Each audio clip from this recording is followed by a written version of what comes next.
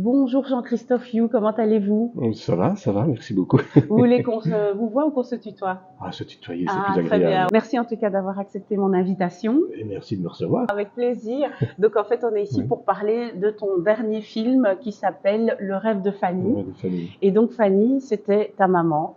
C'était ma mère, oui. Ah, Voilà, oui, et donc tu as hérité de son rêve parce qu'en fait tu viens d'une famille de oui, héros de la résistance notamment. oui, Mais oui, oui, avec oui, humilité oui, évidemment, oui. tu dis que peut-être que pas tant que ça parce que des parcours comme le tien ou comme ceux de ta famille, il y en a eu dans plein de familles en Belgique. Voilà, Mais c'est oui, ça qui est justement oui, très oui, oui. intéressant. Ce que j'aime dans ce film, c'est qu'on part de l'intime, c'est-à-dire ta famille, donc Mhm, ta maman, ton papa, tes grands-parents, mhm. mais on va vers l'universel. Et donc, c'est un film qui est plein d'espoir et qui donne un message fort qui surtout permet à toutes les générations, Mhm. pas seulement la jeune génération, d'être au courant de ce qui s'est passé en Belgique. Alors, la genèse du film, c'est que tu te balades dans la cave de ta grand-mère, Jeanne Renotte, et tu trouves plein de lettres, plein de dessins, plein de photos, et notamment une photo où on voit ta maman qui regarde vers le ciel et juste à côté, tu tombes sur un dessin où on voit des jeunes gens de tous les pays qui se tiennent la main. Alors, peux-tu un petit peu expliquer comment est née du coup cette envie de film avec ces deux matières, donc la photo et le dessin? D'abord, le résumé est excellent. Ah, merci, merci. J'ai Le bien résumé est bossé. excellent. C'est excellent. Mais en fait, l'idée du film est venue vraiment, vraiment par hasard. Il se fait que j'ai beaucoup le goût des archives, des documents, des papiers, des photos. Enfin, j'ai une passion pour l'histoire et les traces qui restent. Et un jour, derrière mon bureau, sur une table, il y avait un peu de désordre, comme la plupart du temps. Mais c'est intéressant le désordre parce que ça aide aussi à la création. Un désordre Il y a des, organisé, oui. oui, mais parfois il y a des rapprochements ou des rapprochements de hasard qui sont vraiment intéressants. Il se fait qu'un jour, il y avait une photo de ma mère et de mon père, l'un à côté de l'autre. Ma mère avait levé les yeux au ciel, et puis à côté, il y avait son carnet de poésie ouvert sur un dessin qu'elle avait fait quand elle était enfant, juste au lendemain de la guerre. Et c'est un dessin qui représente tous les peuples de la Terre qui se donnent la main dans le rond fraternel. Donc on est au lendemain de la guerre, l'espoir est immense, il est clair que les guerres sont terminées à jamais, que nous allons être tous frères, etc., etc., etc. L'histoire a avisé les choses autrement, mais le fait est que c'était l'espoir à l'époque, et ma mère dessine ça. Ah, c'est un dessin à la fois formidable, d'une naïveté formidable aussi. Et puis ce dessin-là est à côté de ma mère qui lève les yeux au ciel et me dit, tiens, ben, qu'est-ce qu'elle fait ma mère? Ben, ben, ben, elle rêve. Ma mère, elle rêve de quelque chose. Elle rêve de quoi? Eh ben, d'un monde réconcilié, d'une humanité réconciliée, d'une humanité fraternelle. Et la base, le cœur du film est vraiment parti de là. C'est vraiment le rêve de Fanny, c'est ça. Fanny rêve d'un autre monde. Voilà, Oui, d'un monde de paix, d'un monde d'unité, d'un monde voilà. plus juste. Oui, ah oui, voilà. Fraternel et tout. Donc c'est ça la genèse du film, le rêve de Fanny. Après, c'est échafaudé une histoire assez mouvementée, assez rocambolesque, assez épique en fait. C'est une histoire un peu épique, hein, qui, Complètement. En fait, ma sœur habite rue Jeanne Renotte. Et donc, un jour, en rentrant à pied, je suis tombée, j'ai lu pour oui, la première fois la oui, pancarte et oui, je vois résistante, pionnière de l'accouchement sans oui, douleur. Et je me oui, suis dit, mais enfin, comment ça se fait que je ne connais pas cette dame? oui. Et je suis allée regarder sur Google et j'ai presque rien trouvé. Ce C'est qui ça, fait que hein. quand Ouais. on m'a contactée par rapport Mm, au film Le rêve de Fanny, je me suis dit, ah, mais encore une fois, on parle de hasard. Moi, j'aime parler de synchronicité. Je me suis dit, mm, enfin, je vais en savoir plus. Et donc de là, mm. j'ai pu effectivement en savoir plus sur vos grands-parents, donc Jeanne et Paul Renotte. Alors pouvez-vous Voilà. un petit peu nous expliquer qui ils étaient? Bon, c'est deux personnalités un peu différentes au départ, avec des origines familiales assez différentes. Je ne vais peut-être pas entrer dans les détails parce que ça Exactement. risque d'être un peu long. Disons Non, que mais tous surtout, les on va pas deux, spoiler, il faut quand même qu'on donne envie aux gens de voir le film. oui, ils ont tous les deux une illustration de l'engagement en politique, en société, l'engagement complètement désintéressé, un dans sa partie, l'autre dans son autre partie, mais toujours se rejoignant d'une manière ou d'une autre. Et comme vous parlez de Jeanne Renotte, effectivement, on peut quand même au moins dire qu'elle est l'une des militantes pionnières en Belgique de l'accouchement sans douleur, ce qui dans les années 50 représentait vraiment quelque chose, puisque pendant très longtemps, la femme était, selon l'Église et bien d'autres instituts, condamnée à souffrir Ouais. pendant son accouchement, condamnée à souffrir et à courber les chutes d'une manière d'une manière ou d'une autre. Donc ma grand-mère s'est investie en Belgique pour l'accouchement sans douleur et pour militer pour un véritable Des l'émancipation de femmes, la oui. femme, mais passant aussi par l'émancipation de l'humanité. Donc Exactement. le De toute tout va façon, ensemble. oui, de Le toute tout façon, va c'est ensemble. Tout va ensemble. indissociable. Hein, c'est Voilà. ça que beaucoup de gens ne comprennent pas. C'est que le féminisme, il va bénéficier à tous, en fait. C'est ça. Enfin, c'est exactement ça. Il ne s'agit pas de défendre des clubs ou des petites tribus. Il s'agit de défendre une cause, mais vue à l'échelle de l'humanité pour le bien-être de l'humanité tout entière. Alors vous disiez qu'ils étaient engagés tous les deux dans des causes désintéressées, et en effet, parce que c'est vrai qu'aujourd'hui, en 2024, c'est très compliqué de s'imaginer qu'on puisse mourir pour son pays, toute la notion de patriotisme, etc. Mais eux, en tant que résistants, ils ont pris des risques incroyables, sans trop raconter non plus. Mais c'est vrai qu'ils ont eu des missions qui étaient vraiment périlleuses, et ils étaient quand même jeunes, hein, finalement, mais encore une fois avec une idée haute de finalement de ce qu'était un pays, de ce qu'était un peuple et la fraternité, parce qu'en plus ils ont œuvré pas seulement pour la Belgique, mais plus tard dans leurs combats, leurs divers combats, ils ont œuvré aussi pour les peuples d'autres pays. Et donc évidemment, quand on hérite de ça, comment est-ce qu'on se sent? Ben, c'est un petit peu ce que je raconte aussi vers la fin du film. Je me posais la question, j'hérite de tout ça. Mais mes grands-parents ont fait ça, ça, ça et ça dans des conditions pénibles, conditions difficiles, dans des conditions parfois vraiment très, très, très dangereuses. Moi, je fais quoi de ça? Alors il se fait que je me suis aussi engagé d'une manière ou d'une autre, en société, en politique aussi, parce que je me sens concerné par tout ce qui se passe dans le monde. Tous les sujets sont intéressants, mais tout ce qui se passe dans le monde m'intéresse. Donc je ne peux pas rester indifférent, je ne peux pas rester à contempler les choses et à ne rien faire de ma vie, à ne rien faire de la vie en général. Donc c'est une question que je me pose à moi-même dans le film, de manière aussi amusante, rocambolesque. Exactement, à travers votre chambre de jeune homme. Voilà, on ne peut pas raconter tout, mais c'est jamais austère. Le film n'est jamais austère. Donc je me pose la question à mon propre sujet, et puis à la fin du film, je pose la question à l'ensemble de l'humanité aujourd'hui, à l'ensemble de la jeunesse principalement. Et ce qui m'a fait plaisir quand j'ai présenté le film à Bruxelles il y a quelques semaines, il y a une jeune pour le festival Millennium. Voilà, pour le festival pour lequel Millennium. Vous avez reçu un prix, si voilà, j'ai bien compris. Voilà, c'est ça, oui. J'ai été interrogé par une jeune femme qui m'a demandé simplement, est-ce que vous croyez vraiment qu'aujourd'hui, il est facile pour des jeunes de s'engager? Voilà. Alors, moi, j'ai trouvé ça vraiment très intéressant comme question, parce qu'il n'y a pas de réponse toute faite non plus à partir de là. La seule chose que je peux dire et que je lui ai dit, c'est qu'il y a un exemple qui est là. Il ne tient qu'à nous de le mettre en marche ou non. Les raisons d'espérer aujourd'hui sont beaucoup moins faciles à discerner qu'auparavant, c'est évident. Beaucoup moins faciles. Pour la jeunesse, je crois, c'est vraiment difficile. J'ai l'impression, moi, d'avoir vécu à mon âge les derniers échos de mai 68. Voilà. Avec toutes les contradictions qu'il y avait dans ce mouvement. Mais je me souviens avoir connu un petit peu l'enthousiasme, une forme d'espoir encore des années 70, 80, oui, 90 encore. Le mur de Berlin n'était pas encore tombé. Voilà, il y a tout ça qui est lié. Donc la jeune femme me pose la question là-dessus, et puis je lui dis, c'est pas évident, mais il y a plein de choses encore à faire aujourd'hui. Les raisons de la colère sont là, mais il faut songer aussi que quand Jeanne et Paul Renaud et des centaines, des millions de personnes avec eux se sont engagés à l'époque d'une manière ou d'une autre, ils sont engagés dans des conditions pénibles aussi, il y avait beaucoup d'incertitudes. Pendant la guerre, c'était des menaces de mort, on risquait de mourir tout simplement. Ils ont choisi de s'investir parce qu'ils y croyaient. Parce qu'ils se sont dit à un moment donné, nous n'avons pas le choix, soit on subit, soit on se révolte, et si on se révolte, on s'organise et on avance. Donc tous les deux ont pris des risques.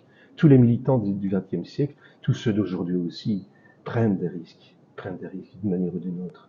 C'est une leçon extraordinaire à prendre et à interpréter aujourd'hui. Oui, et donc c'est une leçon que vous avez transmise à votre fille? C'est ce que on s'emploie à faire ça, bien entendu. Oui. Bien entendu. J'espère que oui. Maintenant, on n'est pas à l'école. Voilà, bien sûr. Mais il est clair que les valeurs transparaissent d'une manière ou d'une autre à la maison quand on parle de tout ça, quoi. Quand on parle de la vie, de l'histoire, des difficultés de la vie d'aujourd'hui, etc. Il y a toujours quelque chose à faire. Toujours quelque chose à faire. Alors votre grand-père Paul, donc il était artiste à la base, hein, donc Oui. il a fait partie des surréalistes révolutionnaires, donc c'est quand même Oui. pas mal, des années 20. Oui. Et ensuite, il a été échevin des Beaux-Arts, c'est bien Oui. ça. Oui. Et alors il a œuvré pour que l'art soit à nouveau mis à l'honneur à Liège. Et donc il a fait énormément pour les artistes et Oui. les a mis en Oui. valeur. Et donc ça, c'était une période importante aussi dans la vie de Paul Renotte. Et alors ensuite, il est revenu, une fois qu'il a quitté les Oui. FUNA, il est revenu vers l'art parce que Voilà. vraiment c'était sa passion la plus Ouais. profonde. Et alors ce que j'ai aimé dans le film, sans encore une fois Ouais. trop spoiler, c'est que vous avez mis en scène tout ça. Vous avez mis dans Voilà. une salle obscure plein Oui. d'œuvres d'art et on Ouais. déambule dans cette salle et je Oui. trouve ça très très beau Ouais. esthétiquement. Alors, soit vous me parlez du travail de votre grand-père, soit vous me parlez de techniquement comment vous avez fait, parce qu'il y a eu plein Ouais. de scènes qui ont été mises en scène dans le Voilà, film. oui, oui. Et donc voilà, est-ce que vous avez envie de me parler plutôt de votre grand-père, de son trajet artistique, ou alors de l'aspect technique du film, parce On que peut ça avait faire. l'air compliqué. Hein. C'était difficile, oui. J'ai travaillé des années sur ce film. Hein. C'est dans des conditions. C'est de l'artisanat aussi. Hein. C'est de l'artisanat, donc de la volonté, du désir de faire quelque chose et de transmettre aussi.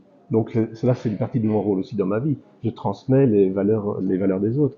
Il se fait que Paul Renotte effectivement a été militant, résistant, etc. Puis à lendemain de la guerre, il devient en gros échevin des Beaux-Arts de la ville de Liège. Et il remplit cette mission-là, ce mandat-là, en connaissance de cause, puisque c'est un artiste. Et il a rempli cette mission-là dans des conditions d'autant plus difficiles qu'on était au lendemain de la guerre, et qu'au lendemain de la guerre, les premières priorités n'étaient pas forcément, apparemment, l'art ou la culture, Ouais. mais manger. Oui. Même se laver, être propre, etc. Tout ce qui est sanitaire, donc la peinture, l'art, etc. Mais lui, il en a fait une priorité malgré tout. Il s'est occupé d'autres choses, entre guillemets plus urgent, faut manger, quoi. Mais il s'est aussi occupé d'art et de promotion d'art auprès du plus grand nombre, parce que son obsession était que l'art, la peinture, même la grande peinture, la grande musique, où la grande musique ne devait pas être réservée seulement à des élites qui connaissaient déjà le sujet, mais devait être partagée avec le plus grand nombre. Donc c'était l'une vraiment de ses obsessions en tant qu'échevin des Beaux-Arts, et il fut considéré pendant très longtemps comme étant l'un des meilleurs échevins des Beaux-Arts à Liège, parce qu'il avait agi en toute sincérité et en connaissance de cause de la situation des artistes en général. Alors il se fait qu'effectivement, quelque part dans le film, je fais intervenir ce qui est la création, le créatif, parce que pour moi, le tout, ça fait un tout. L'art, la révolte, la justice, la fraternité, ça va aussi avec l'art. La peinture. J'ai fait l'histoire de l'art aussi, donc pour moi, tout est lié. Et effectivement, vers la fin du film, par là, en gros, j'ai mis en perspective, en œuvre, les œuvres de Paul Renotte, filmées dans des conditions un peu particulières, dans un très grand espace qui s'appelle le Manège. C'est une scénographie qui a pris beaucoup de temps, beaucoup d'efforts, beaucoup de sueur, et qui m'a donné beaucoup de satisfaction aussi à la fin. Ça donne en tout cas un très bon résultat. Voilà. Oui. Mais je tenais vraiment à ce que ce n'est pas un documentaire classique. Hein, non, loin de là. C'est pas non plus une fiction, c'est pas non plus une docu-fiction, c'est autre chose. C'est autre chose. C'est autre chose. C'est pas de nom. Et ça mélange beaucoup de choses. Parce que toutes ces choses-là se rejoignent au fond. Quoi. Notre humanité profonde. J'ai été moi très impressionnée, comme je disais aussi, du fait que j'apprenais des choses. Donc moi, je suis née en Belgique et j'ai grandi la plupart du temps ici. Mais donc toute cette histoire de la Belgique, je trouve qu'elle doit vraiment être, comment on dit, divulguée, propagée, parce qu'en fait, je pense que ça peut aider. On va revenir à la jeunesse, mais pas que les jeunes, mais je pense que les jeunes ont besoin aussi de repères et de savoir d'où ils viennent, même si c'est pas mes origines directes, mais en même temps, c'est ça que j'ai aimé dans votre film. Vous parlez de Lumumba, vous parlez d'Angela Davis, vous parlez de combats qui sont en fait assez universels, hein, que ce soit, je ne sais plus si vous citez l'Algérie ou Cuba, mais en tout cas, bon, les grandes luttes révolutionnaires. Donc de toute façon, on est tous concernés parce qu'en fait, c'est aussi de ça que parle le film. C'est d'un côté l'espoir et de l'autre côté les désespoirs, les victoires, les échecs. Et qu'est-ce qu'on en fait? Est-ce qu'aujourd'hui on a encore envie d'y croire? Et la réponse c'est oui. Ça ne spoile pas le film que de dire ça. C'est ça que j'ai aimé, c'est que de côté, vous parlez du déterminisme, vous dites rien n'est écrit, tout peut advenir et nous ne sommes pas à l'abri non plus d'une bonne nouvelle. Je trouve ça génial comme phrase parce que finalement c'est est-ce qu'on est déterminé, est-ce qu'on est amené à perpétuer finalement les mêmes schémas ou est-ce qu'au contraire on peut remettre tout ça en question et décider de son propre destin et c'est vraiment un point de vue très optimiste. Alors c'est ça qui vous caractérise, j'ai l'impression, c'est l'optimisme. Je veux dire l'optimisme de la volonté, c'est une formule de Gramsci qui est un philosophe italien important. l'optimisme de la volonté. Donc il ne s'agit pas de se dire que ça va tomber du ciel. Oui, tout à fait. Il faut Aide-toi et le qu'on- ciel il faut t'aidera. voilà, ça rejoint beaucoup ça. Oui, Ouais. Il y a tellement de choses à faire. Les raisons de la colère sont là, mais les raisons d'espoir aussi, quoi. oui, exactement. Et c'est pas toujours clair à discerner, encore plus aujourd'hui, j'en conviens bien auprès de la jeunesse, mais c'est là quand même. Bah, disons C'est là que quand les même. médias, c'est pas ça qu'ils vont mettre le plus Non, en pas du avant. tout. C'est Alors très difficile. qu'effectivement, encore aujourd'hui, Ouais. il y a énormément de gens très inspirants. Et Ouais. d'ailleurs, vous étiez Ouais. programmé durant le festival Ouais. politique avec lequel j'ai collaboré. Ah oui. Malheureusement, j'étais pas à la projection de votre film, mais c'est vrai que c'est un festival qui m'a donné aussi beaucoup d'espoir. C'est ça. Parce qu'effectivement, en parlant de causes importantes, on a aussi amené des réponses. Par Ouais. exemple, sur la question du vote, Ouais. des élections, etc. Ça, c'est un exemple parmi d'autres, ou l'environnement, ou des choses comme ça. Et donc, c'est vrai qu'encore une fois, aujourd'hui, il y a des gens qui œuvrent justement pour être inspirants, pour transmettre cet espoir, mais c'est pas forcément cela qu'on met en Pas avant. du tout, pas du tout. C'est souvent le désespoir ou alors la résignation qui sont mises en avant. Mais dès lors qu'on propose des choses et un sourire et il y a moyen de faire quelque chose, il fallait aller de l'avant. C'est pas évident. C'est pas évident dans quoi que ce soit, quand même. Quoi que ce soit, l'art de littérature, dans la création, dans l'art, le cinéma. C'est pas ça qui est mis en avant. Donc, il faut chaque fois se battre. Oui. Pour chaque chose, il faut se battre. Mais oui, et d'ailleurs, vous avez eu pas mal d'autres projets qui rejoignent. En fait, tous vos projets se rejoignent à ce niveau-là. Encore une fois, on parle d'humanité, mais par exemple, j'ai envie de citer le film Sur la piste de Yubin. Et donc là, vous parlez de votre grand-père chinois qui est arrivé en Belgique, mais vous avez aussi récupéré les films de votre père Georges Yu, Les rues de Liège, Balade à deux temps, donc en 56 et en 96. Et donc en fait, tout ça parle aussi bien de votre famille, mais aussi d'un point de vue universel qui parle de l'humanité. Donc ces films sont aussi une manière pour vous. Sauf que les rues de Liège, Balade du temps, c'est une œuvre de mon père. Oui, c'est une œuvre de votre père, moi, mais vous j'étais les à la avez. production et Voilà, j'étais mais parce qu'il voulait pas les montrer, donc vous les avez récupérés. Vous savez ça. Ah oui, j'ai été regarder l'interview avec Adjel Aviv. D'accord. Oui, ok. Oui. Et donc oui, bien sûr.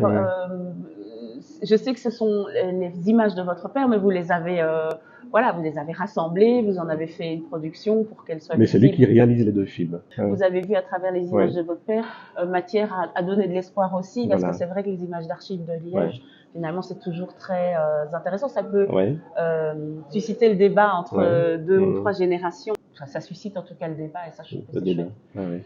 Donc voilà. Ça veut dire qu'on a des racines aussi. Exactement. On a des racines oui. qui n'empêchent pas l'ouverture universelle. L'un n'est pas contre l'autre pour moi. Tout à fait, exactement. Il y a une phrase de Van Gogh, j'oublie la formulation exacte, il dit en gros que pour monter bien haut, il faut des racines profondes. Oui. J'oublie la formule exacte, mais l'idée est très belle. Il faut être enraciné quelque part et s'ouvrir au monde entier. Et tout le monde est merveilleux. Oui. Et moi, je suis merveilleux aussi. Exactement, de merveilleux. Mais oui. Alors, quels sont vos projets pour la suite, si vous avez des projets? J'imagine que oui, parce qu'en fait, ce que j'ai oublié de dire, c'est que vous êtes réalisateur, scénariste, producteur, animateur culturel, commissaire d'exposition, conférencier et responsable d'ASBL. D'accord, mais ça, c'est une partie aussi de ma vie ancienne. Ah, d'accord. Donc, des choses se sont précisées ces dernières années. Oui. Mais maintenant, honnêtement, je ne peux pas répondre. C'est très difficile de répondre. Parce qu'un projet clair ne se dessine pas encore dans ma tête, même s'il y a des envies, il y a des choses. Oui, vous remettez de celui-ci parce que c'est énormément de travail. Oui, ça prend énormément de temps, mais aussi parce que les conditions de production sont de plus en plus difficiles, tout simplement. Mais pourtant, vous travaillez avec la même société de production depuis longtemps. Oui, tout à fait, oui, avec amitié, avec intérêt, bien entendu. Non, j'ai aucun problème avec ça. Je parle des coproductions en général, je parle de la visibilité des documentaires en général, la visibilité de ce genre de documentaires en général aussi. C'est chaque fois un combat à mener, et c'est vrai que parfois il peut arriver à un moment donné où on se dit, est-ce que je suis prêt à recommencer tout ça, à traverser la jungle, à monter des montagnes, à prendre des coups, et peut-être que ça marche pas, peut-être que ça marche pas. Donc c'est aussi une question qui se pose. Quoi. Oui, bien sûr. On peut avoir tous les désirs du monde, il y a cette question-là qui se pose. Donc on attend de voir ce qui se dessine, quoi. Je crois qu'il faut laisser du temps au temps un petit peu, oui. Mais sans laisser tomber l'espoir par ailleurs, qui n'a rien à voir avec le cinéma en particulier, qui est lié au cinéma, mais qui est il y a autre chose aussi. Oui, mais vous faites parfois des ateliers en classe. Vous allez parfois en classe parler de cinéma. Non, je n'ai pas Non, encore fait. vous n'avez pas encore Je ne l'ai fait. pas Ah, encore. bah alors, Ou alors je l'ai fait il y a longtemps. Et Oui. aussi, j'ai dû le faire il y a longtemps pour Oui. les rues de Liège. Ah, notamment, d'accord. Mais parce que justement, c'est un film, je trouve, qui s'y prête, Le rêve de Fanny. Tout à fait, oui, Ça se bien prête à entendu. des À des visions, débats, à bien des sûr. débats, à des rencontres Ouais. avec, enfin, Ouais. des séances scolaires, quoi, que ce Ouais. soit dans un Ouais. cinéma ou que ce soit Ouais. en classe. Voilà, le mot de la fin, ça reste quand même. Enfin, c'est vous qui allez le dire, en fait. Je vais pas le dire à votre place. Mais vous l'avez dit en fait, hein, pour moi c'est la fin du film, quoi. Tout peut advenir. Nous ne sommes pas non plus à l'abri d'une bonne nouvelle. Le rêve de Fanny. Oui. Voilà, j'y tiens beaucoup. Mais en tout cas, Jean-Christophe, vraiment merci beaucoup. C'était passionnant et j'encourage tout le monde à voir le film. Il y a déjà eu des avant-premières, mais il y a Voilà. des projections prévues le 17 avril, donc à Bruxelles au cinéma Vendôme et à Liège. Au cinéma Churchill, voilà. Très bien. Dès donc après le 17 avril, il faut consulter les sites internet des 2 cinémas concernés. Mais oui, mais alors Voilà. on ira en masse et on propagera le message. Merci beaucoup. Merci vraiment beaucoup. Merci.